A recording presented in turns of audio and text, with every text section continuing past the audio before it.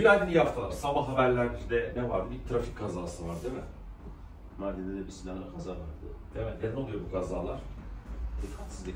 Dikkatsizlikler. Peki bir insan dikkatli olduğu halde nasıl dikkatsiz olabilir?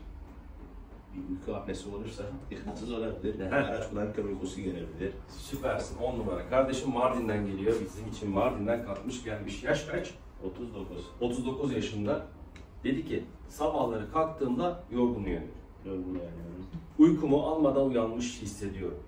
Gün içerisinde yorgunluğum var. Ne kadar iyi uyursam uyuyayım, sabahları kendimi iyi hissetmiyorum. Doğru.